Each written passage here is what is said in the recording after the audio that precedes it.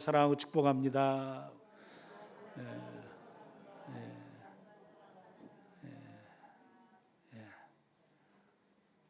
오늘 이렇게 보니까 참 우리 식구들이 그동안 코로나로 인해서 이것저것 많이 힘들었는데 또 우리 김동수 집사님 오랜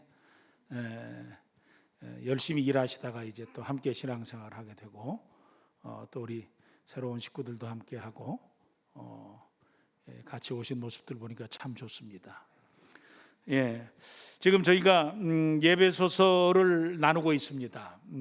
예배소서 1장에서는 바울 사도가 내가 누구냐라는 얘기를 했습니다. 굉장히 소중한 부분이었죠. 사람이 인생을 살아가는 날 동안 자신이 누구냐라는 것을 아는 것은 굉장히 소중합니다. 나는 그리스도 예수 안에서 사도된 자다. 나는 사도다라는 얘기를 했습니다. 오늘 우리에게 있어서는 나는 그리스도 안에서 성도된 자다. 나는 성도다라는 고백을 하는 것과 같겠습니다. 그리스도 안에 있는 축복이 뭐냐 그러니까 신령한 복을 주신다 그랬습니다. 그 신령한 복의 내용이 뭐냐 그러니까 하나님의 자녀됨의 권세였습니다. 하나님에게 자녀에게 주시는 축복이 뭐냐 그러니까 신령한 복, 영원한 기업을 주신다라는 것이었습니다. 그런데 그 복이 교회 안에서 충만함을 경험케 하고 또 교회를 통해서 세상을 축복하시는 하나님의 계획을 예배소서 1장에 얘기했습니다. 그래서 나는 누구냐가 그리스도 안에서 내게 받은 복이 무엇인가, 그리고 그것이 어떤 과정을 통해서 내게 주어지고 세상을 향할 것인가 라는 부분에 관해서 예배소서 1장에서 말씀하셨습니다. 2장에서는 그리스도 예수 안에 있는 자가 어떤 존재냐라는 것을 얘기하면서 그리스도하고 함께 된 자다. 내가 예수님과 운명 공동체, 영원한 공동체, 연합의 역사가 내게 이루어졌다. 함께 한 자가 됐고 함께 살고 함께 죽고 함께 살고 함께 거하는 축복이 내게 주어졌다. 내 종착역은 하나님 나라다 라는 얘기를 바울 사도가 하면서 그 하나님 나라에 이르기까지 우리에게 주어진 귀한 일이 뭐냐 그러니까 그리스도 안에서 함께 그리스도의 몸된 교회를 세워가는 것이다 라는 얘기를 했습니다. 3장에서는 바울 사도가 이제는 내 문제에 나는 누구냐라는 존재에 대한 이 얘기가 아니고 존재의 목적에 대한 얘기를 하십니다. 그럼 나는 무엇을 위해서 살아야 되느냐라는 얘기를 3장에서 하십니다. 그러면서 바울 사도가 1절을 탁 시작하면서 나는 이방을 위해서 갇힌 자가 됐다라고 얘기합니다. 그런데 그것이 내가 세운 계획이 아니다. 나는 태어나면서 이방을 위해서 살아야지, 다른 사람을 위해서 복음을 전하며 살아야지, 이런 계획을 내가 가진 거 아니다. 살다 보니까 그렇게 됐다. 근데 살다 보니까 우연히 그렇게 된 게 아니고 하나님께서 나를 그리로 끌고 가고 계시다. 그래서 나는 그 삶을 살아가고 있다라는 얘기를 합니다. 예배소서 3장 7절에 그 부분에 대해서 이렇게 고백을 합니다. 같이 한번 읽을까요? 시작. 이 복음을 위하여 그의 능력이 역사하시는 대로 내게 주신 하나님의 은혜의 선물을 따라 내가 뭐가 됐다고요? 일꾼이 됐다. 그러니까 하나님이 능력을 내게 행하셨다는 거예요. 은혜가 내게 주어졌다는 거예요. 그래서 내가 하나님의 일꾼으로 산다는 겁니다. 하나님의 능력이 어떻게 주어졌습니까? 바울 사도는 사울이었습니다. 사울이었을 때 예수 믿는 사람을 박해하기 위해서 다메섹을 향해서 가고 있었습니다. 하나님께서 그리스도를 만날 수 있도록 해주셨습니다. 강력한 빛을 그의 눈에 비춰주시고 눈이 멀도록 하셨고 그가 3일 동안 먹지 못하고 그렇게 고민하고 시간을 보내고 있을 때에 하나님께서 너에게 사람을 보내줄 텐데 그 사람이 너를 치유하게 해줄 것이다 라고 말씀하셨고, 또 아나니아에게 찾아가셔가지고 사울이라고 하는 사람을 찾아가라. 그래서 네가 안수하고 기도해서 낫게 해줘라. 그러니까 무슨 말씀을 하고 계십니까? 사울에 대해서 모르십니까? 사울은 우리를 박해하는 자입니다. 그러니까 하나님께서 아니다. 내가 그를 임금들과 이방인들에게 복음을 전하도록 택한 자다.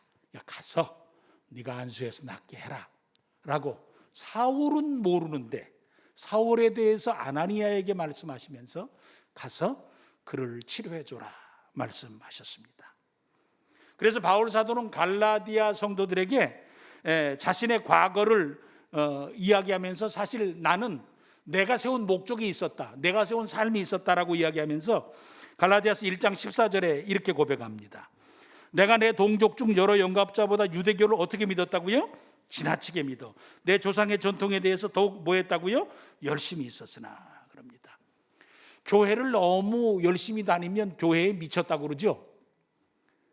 그렇죠. 우리가 평생 살면서 한 번 정도 들어보면 되게 좋은 거 아니에요? 기분이 좋은 거.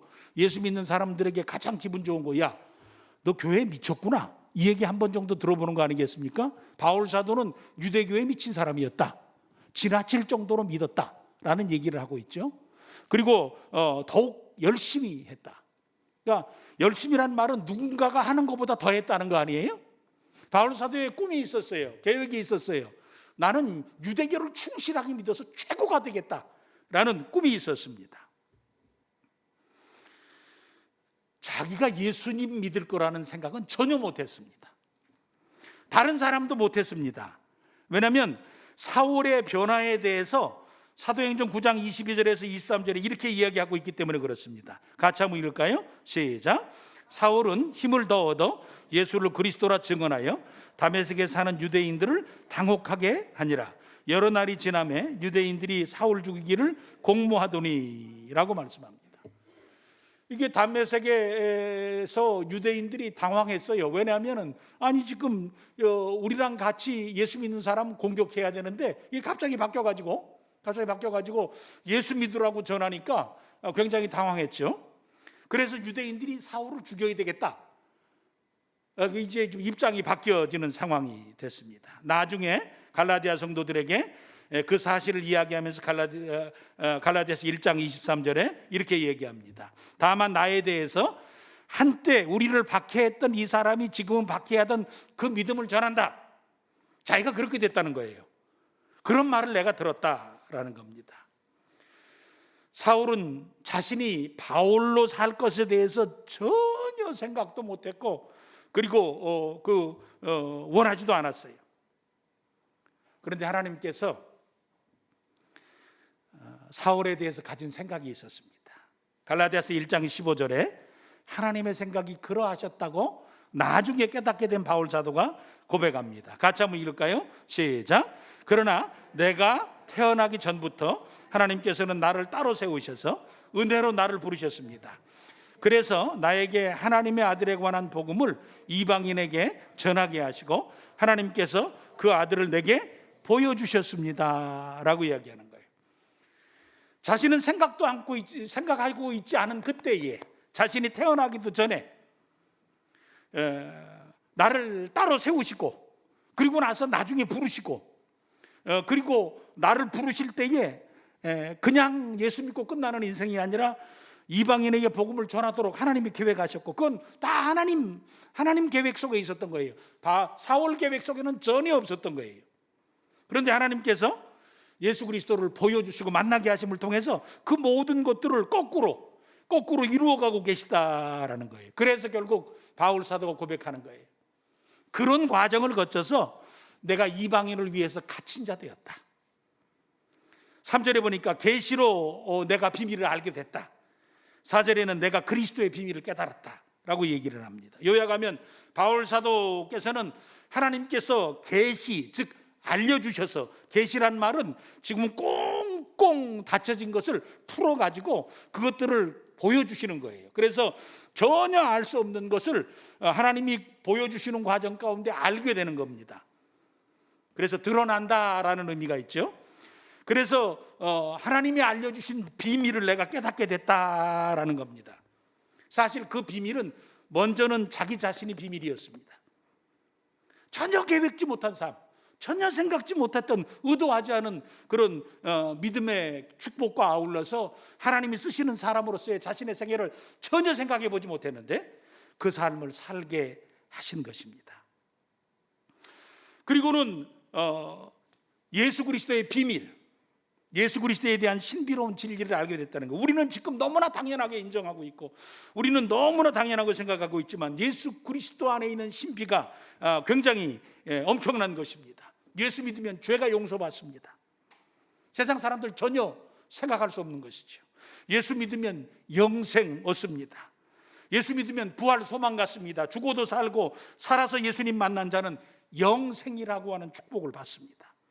예수님 믿게 되어지면 하나님의 자녀가 될 뿐만 아니라 하나님 나라를 기업으로 받고 산 소망의 사람이요, 예수님을 기다리는 기대감 가운데서 믿음의 삶을 살게 되는 참 바뀌어진, 정말 세상 사람이 그 누구 그 어떤 생각 그 어떤 지혜로도 살 수 없고 그리고 누릴 수 없는 믿음의 삶을 살게 되어진다. 그리스도 안에 있는 은혜를 경험하게 되어질 때, 은혜를 믿을 때 주어지는 축복들이다. 그래서 예수 그리스도 안에는 그 생명의 신비로운 축복들이 가득 채워져 있다라는 겁니다. 사람이 깨달을 수 없다는 것이죠. 하나님께서 정하신 그 사람, 그래서 성령께서 역사해 주셔서 마음을 열어주시는 그 사람만 알게 되어지는 비밀이다라는 거예요. 바울 사도가 그 비밀을 내가 알게 됐다. 그 하나님의 비밀을 알게 됐다. 하나님만이 알려주실 수 있는 그 비밀을 내가 가진 자가 됐다라는 거예요. 오늘 저와 우리 성도인들이 가진 축복이 뭡니까? 분복이 뭡니까? 하나님의 비밀을 가진 자, 하나님만이 아시던 그 비밀스러운 생명의 축복을 우리에게 열어서 보여주시고 그리스도 안에서 그 사실을 십자가의 은혜로 믿게 하시면서 누리게 하시는 하나님의 비밀을 깨달은 자로 살게 해주셨다. 오늘 저와 우리 사랑하는 식구들이 받은 축복이 뭡니까? 하나님의 비밀을 알게 된 자라라는 거예요. 생명의 신비의 축복을 누리는 자다라는 겁니다. 오늘 저와 우리 사랑하는 식구들이 하나님께 다시 한번 감사하면서, 하나님 감사합니다. 하나님만 알려주실 수 있는 그 비밀스러운 축복을 내가 가질 수 있게 해주셨사오니, 우리가 누군가가 친구가 우리한테 와서 야, 내가 있잖아, 너한테만 얘기해 줄게, 내가 너한테만 얘기해 주는 거야 하고 자기의 비밀을 얘기해 주면 그 비밀을 들을 때 자존심이 막 이만큼 올라가잖아요. 마찬가지로 정말 하나님이 우리를 인격적으로 대우해 주셔서 하나님이 정말 내게 하나님하고 대화할 수 있고 하나님하고 인격적으로 교제할 수 있는 입장의 수준으로 나를 끌어올려 주시면서 하나님의 귀한 비밀을 털어 우리에게 알게 해주신 축복을 받은 나다. 얼마나 우리의 자긍심이 높아지고 자존심이 높아지는 건지 하나님이 나를 대우해 주시는 것이죠. 하나님이 내게 생명의 축복으로 우리에게 누리고 살도록 인도해 주신 것이죠. 하나님이 하나님의 사람으로 대접해 준 나라고 하는 사실, 하나님의 비밀을 깨달은 자라고 하는 나, 하나님의 비밀을 맡은 자라고 하는 나의 축복과 위치를 가지고 믿음의 삶을 힘있게 살아가시는 저 우리 사랑하는 식구들 되시기를 간절히 축원해 드립니다. 또 바울 사도가 알게 된 비밀은 바울 사도를 통해서 이방인에게 복음을 전하는 것이었죠. 먼저 자기가 비밀스러운 하나님의 비밀이었어요. 사실 그 일은 여기 3장 5절 6절을 통해서 볼 때 선지자들과 사도들을 통해서 하신 것이라 그랬어요. 선지자들과 사도들을 통해서 이스라엘 나라를 중심으로 구원의 역사를 쓰셨죠. 그것이 구약 아닙니까? 그런데 하나님께서 이스라엘 중심의 구속사를, 즉 선지자들과 사도들을 통해서 하셨던 구원의 역사를 이제는 바울 사도를 통해서 이방에 전해서 이방인들도 예수 믿게 하겠다는 거예요. 하나님께서 사울에게 예수님의 비밀을 알게 해주신 것은 사울을 바울로 변화시키셔서 이방인들을 구원하시겠다 하시는 큰 뜻을 이루시는 것이었습니다. 바울이 사울이었을 때 전혀 생각도 계획할 수도 없는 하나님의 비밀이었습니다. 바울 사도가 나중에 그 사실을 깨닫고 순종해서 그 일을 잘 감당하게 됩니다. 그러면서 이런 고백을 했습니다. 에베소 3장 8절입니다. 바울 사도는 하나님의 부르심에 대한 고백을 이렇게 감당합니다. 같이 한번 읽으실까요? 시작. 모든 성도 중에 지극히 작은 자보다 더 작은 나에게 이 은혜를 주신 것은 측량할 수 없는 그리스도의 풍성함을 이방인에게 전하게 하시고 그랬어요.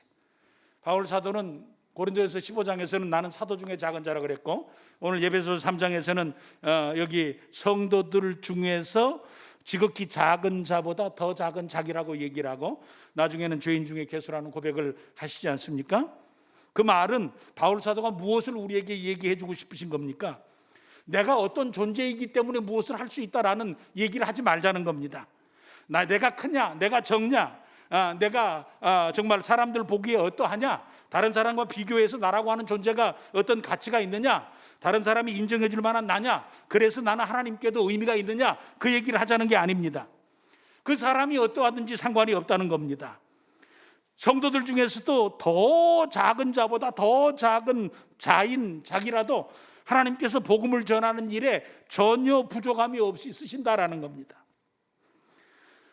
하나님께서 바울 사도를 통해서 복음을 전달하실 때에 그 십자가의 복음은 바울 사도가 가진 능력 때문에 전달되는 게 아니라는 것이에요. 복음 자체가 가진 능력이 있고 복음 자체가 생명이며 복음 자체 속에 깃들여져 있는 죄 용서함과 그 은혜는 그 사람이 주는 것이 아니라 그 사람을 통해서 흘러가는 것뿐이라는 거예요. 누구든지 복음의 통로로 사용되어질 뿐이지 누구든지 그 사람 자체가 복음을 복음되게 하는 것은 아니다라는 겁니다. 그래서 바울 사도는 그런 얘기를 하고 있어요. 우리가 너무나 작은 나이기 때문에 하나님 앞에 의미 없다 생각지 말라는 거예요.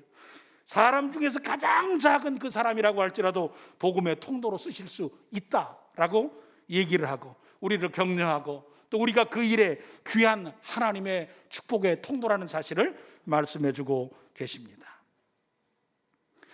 바울 사도는 하나님께서 바울 사도 자신에게 이 비밀을 알게 해주셔서 이방을 위해서 쓰셨다라는 겁니다. 하나님께서 바울 사도를 통해서 이방의 복음을 전하면서 하신 가장 귀한 일이 교회가 세워지도록 한 겁니다. 믿음을 전함으로 교회를 세우셨습니다. 그래서 오늘 예배석 교회에도 편지를 쓰고 계신 겁니다. 그래서 그 세워진 교회들이 하나님의 지혜와 비밀을 세상에 널리 알리는 통로로 또 다시 재사용되기에 하시는 하나님의 놀라운 꿈이 있었습니다. 오늘 이 부분을 우리는 잘 인식하면 좋겠습니다. 하나님께서 구약이라고 하는 과정을 통해서 이스라엘과 즉 또 예수님 오셨던 시대의 사도들을 통해서 유대 지역의 복음을 전하셨습니다. 직접 하신 것과 같습니다. 그래서 하나님께서 나타나시기도 하고 하나님 나라가 어떠한지에 관해서 직접적으로 말씀하시면서 통치의 역사를 진행하셨습니다. 그런데 이제 이방인들을 위해서 복음을 전하실 때는 한 사람을 부르셨습니다. 마치 아브라함을 부르시듯이 바울 사도를 부르셨습니다. 바울 사도를 부르셔서 그로 하여금 예수 그리스도를 만나게 하시고 그 예수 그리스도 안에 있는 생명의 축복을 정말 아라비아 광야에서 3년이나 누리게 하시고 그것을 전달해가는 과정을 통해서 이방의 교회들이 생기게 했습니다. 바울 사도가 비밀이었듯이 교회가 이제는 비밀의 역사를 세상에 여는 귀한 축복의 통로라는 겁니다. 바울 사도를 부르셔서 그에게 가지고 계신 꿈을 알려주시고 하나님의 역사를 이루듯이 이제는 보편적으로 열려져 있는 교회들, 복음의 역사 가운데 세워진 교회들을 통해서 하나님께서 복음의 비밀을 세상에 전하시겠다라는 거예요. 그래서 여기 보면은 사실 그냥 전하는 것이 아니라 예배서 3장 10절과 11절 말씀에 보면 그 일이 어떻게 영향력을 행사할 것이며 언제부터 그 일이 계획됐는가에 관해서 말씀합니다. 같이 한번 읽을까요? 시작. 하나님께서 이렇게 하시는 목적은 교회를 통해서 하늘의 천사들에게 하나님의 무한한 지혜를 알게 하려 하시는 것입니다. 그리고 이 모든 것은 우리 주 예수 그리스도를 통해서 태초부터 이루고 계획하신 일이기도 합니다. 우연이 아니라는 겁니다. 바울 사도에게 있어서 바울 사도가 그 일을 감당하는 과정 가운데서 우연하게 내게 무엇인가가 주어진 것이 아니라 하나님의 필연이었다는 겁니다. 내가 지금 교회에 속해 있고 내가 교회의 그리스도인으로서 믿음의 삶을 살아가는 것은 그냥 우연히 내게 주어졌던 어떤 바람같이 왔다가 그냥 안개처럼 사라져가는 어떤 그런 것이 아니라는 거예요. 하나님의 필연적인 축복과 역사 가운데 하나님께서 우리를 부르셨고 믿음의 삶을 살게 하시는 것이다라는 거예요. 그 과정을 통해서 심지어는 교회를 통해서 하늘의 천사들에게 하나님의 무한한 지혜를 전한다고 하는 것은 이게 굉장히 영역적으로 봐서는 땅끝이 아니라 우주적인 복음 선포의 역사를 교회로 하여금 감당하도록 해가는 과정 가운데서 하나님의 주인 되심과 십자가의 은혜에 관해서 충만하도록 하기 위한 하나님의 꿈을 이루어 가시는 것이다 라는 겁니다. 나에게 비밀스러운 계획을 가져서 꿈을 꾸시며 이루신 하나님이 이제는 교회를 통해서 그 하나님의 꿈을 이루어 가시기를 원하시고 그 역사를 감당하시기를 원하신다라는 거예요. 바울 사도가 예수님이 비밀이고 자기 자신이 비밀이고 교회가 비밀이라는 거예요.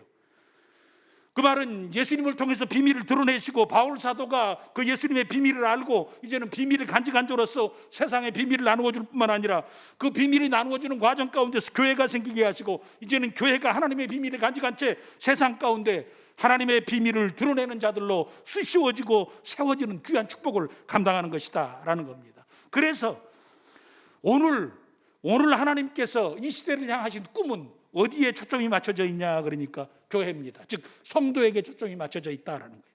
이제는 우리가 다 바울 사도와 같이 하나님의 비밀을 맡은 자로서 이 시대와 세상 속에서 비밀을 간직한 자의 삶을 살아가는 일이 소중하다라는 겁니다.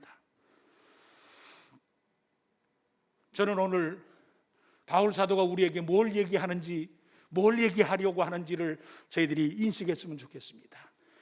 자기 자신이 무엇을 위해서 사는가를 이야기하면서 바로 교회가 무엇을 위해서 살아야 되는가에 관해서 말씀하고 계시는 것을 저희들이 인식하시기를 소원합니다. 그런데 우리가 무엇인가를 깨닫고 알고 인식했다는 것이 우리에게 힘이 되지 못합니다. 내가 무엇인가를 알았다고 지적인 동의를 하고 우리가 감정적인 동의를 했다고 해서 우리의 삶을 잘 살 수 있는 것은 아닙니다. 그래서 바울 사도가 14절서부터 21절까지는 너무나 간절한 기도를 한 가지 하고 있습니다. 그 기도의 내용이 3장 18절서부터 19절까지 이렇게 물론 다 내용이지만 중요하게 요약하면 그렇습니다. 같이 한번 읽어볼까요? 시작. 모든 성도들이 그리스도의 크신 사랑을 깨닫게 되기를 기도합니다. 그분의 사랑이 얼마나 한없고 넓으며 얼마나 깊고 높은지 진정으로 깨닫게 되기를 기도합니다. 그리스도의 사랑을 어느 누가 잴 수 있겠습니까? 그러나 그 사랑을 체험하여 하나님의 충만함이 여러분 마음속에 채워지기를 기도합니다. 바울 사도의 기도의 초점은 딱 한 가지입니다. 하나님의 사랑을 알게 해주십시오. 그 마음 가운데 하나님의 사랑이 느껴지도록 도와주십시오 라는 겁니다. 저 우리 사랑하는 식구들이 믿음의 삶을 살아가는 날 동안 소중하게 생각해야 될 한 가지 부분입니다.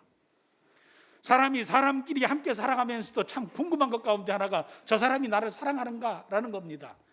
부부끼리도 가끔 물어보지 않습니까? 옛날 어르신들은 전혀 물어보지 않지만 그런 거 물어보면 서로에게 상당히 미안한 일이기 때문에 서로가 사랑하는 것을 확인하는 것조차 조심스럽게 생각하신 것이 옛날 어르신들이죠.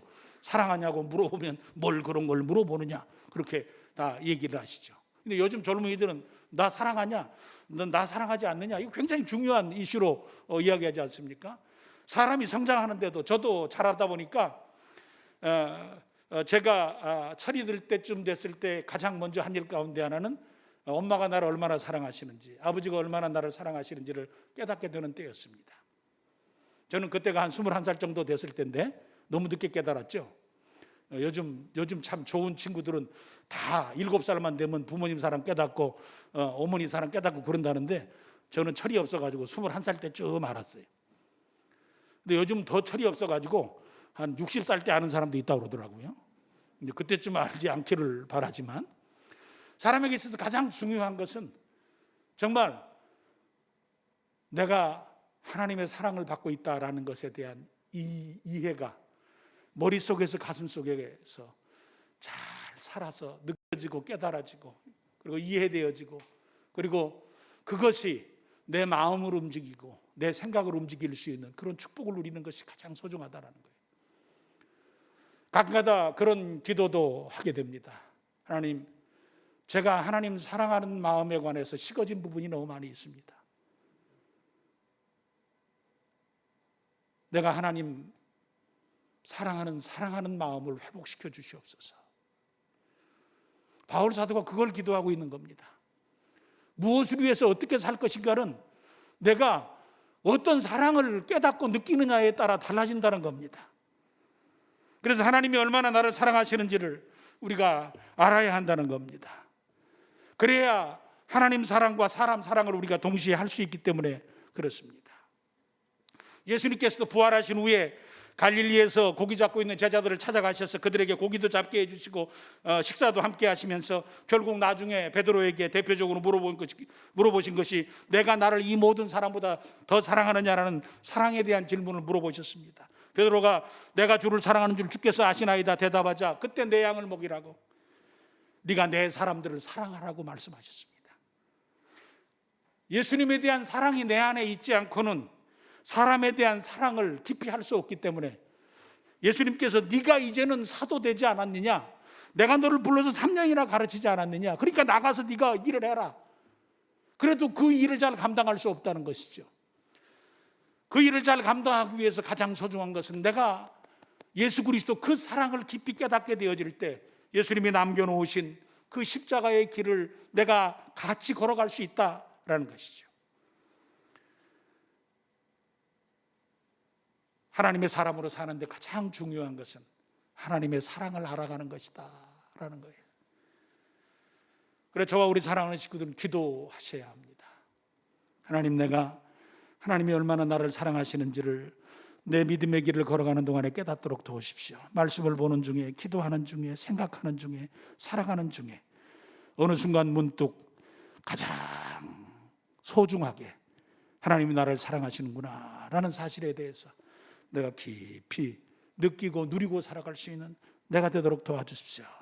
기도하며 누리시며 또 확인하시며 그 사람의 사랑으로 살아가시는 저와 우리 사랑하는 식구들 되시기를 간절히 축원해 드립니다.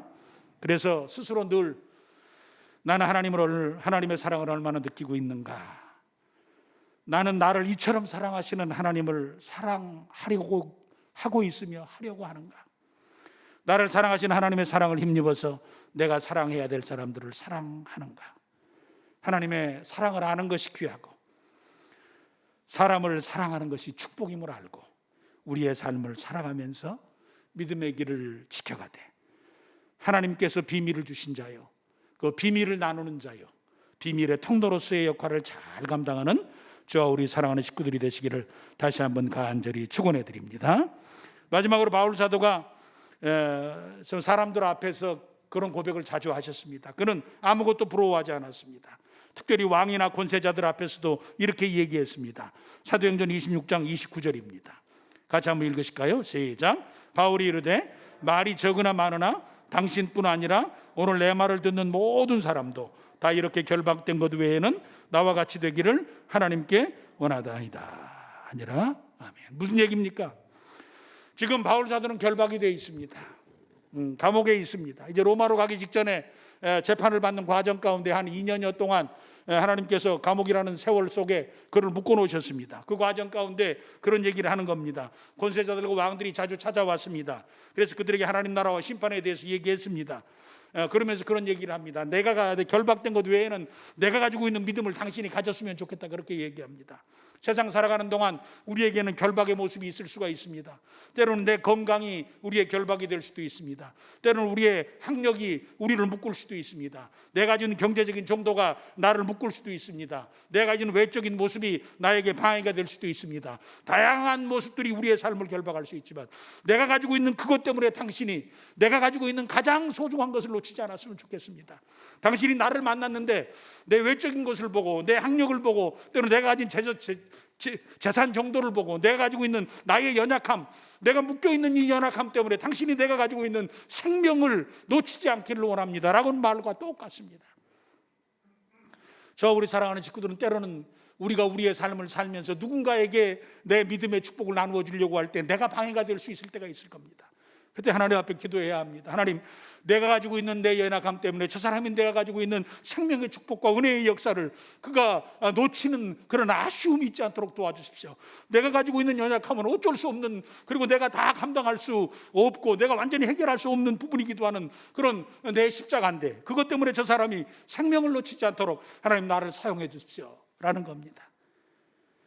우리가 누군가를 위해서 해줘야 될 가장 소중한 일은 나를 통해서 은혜가 전달되는 겁니다. 나를 통해서 믿음이 전달되는 겁니다. 나를 통해서 하나님의 축복이 나누어지고 하나님의 사랑이 나누어지는 것입니다. 그게 바울 사도를 향한 하나님의 비밀 속에 감춰져 있는 축복이었고 바울 사도를 통해서 세워진 교회를 향해서 하나님께서 심어놓으신 비밀이었습니다. 저 우리 사랑하는 식구들이 그 하나님의 귀한 축복과 사랑과 은혜 가운데서 내가 해야 될 일, 교회가 해야 될 일을 저희들이 인식하면서 예수님이 비밀이라는 사실을 알고 내가 그 비밀을 알았고 하나님의 비밀이 되어서 세상의 비밀을 전달하는 그 복된 일을 아름답게 감당하시는 저와 우리 사랑하는 성략의 식구들이 되시기를 간절히 축원해 드립니다. 아버지 하나님 감사합니다. 한 사람을 부르시고 그로 하여금 그가 누구인지 무엇을 해야 되는지를 깨닫게 해주시고 그가 하나님의 비밀이 무엇인지 알게 하시면서 문을 열어주시고 그 비밀의 문 속에 들어가서 생명의 축복과 은혜를 경험하도록 도우시고 이제는 세상 가운데 하나님의 비밀을 전달하면서 교회가 세워지도록 하시고 교회가 하나님의 비밀을 붙잡고 생명의 역사, 하나님의 사랑의 역사, 그 축복과 은혜의 역사를 세상을 향해서 귀하게 역사하는 하나님의 비밀이 되도록 해주신 것 감사를 드립니다. 아버지 하나님께서 주신 귀한 축복을 우리가 그 생명과 은혜를 우리 가운데 가득 채우고 이제는 하나님이 나를 얼마나 사랑하시는지를 깊이 인식하며 사랑에 겨워 살게 하시고 십자가의 아버지 하나님 주여 은혜 가운데 젖어 살도록 도와주셔서 내 속에 나의 연약함에도 불구하고 생명의 은혜와 믿음의 축복이 다른 사람에게 참 귀한 영향력으로 그리고 생명력으로 전달되어질 수 있도록 역사하여 주시옵소서. 예수님 이름으로 간절히 기도를 드립니다. 아멘.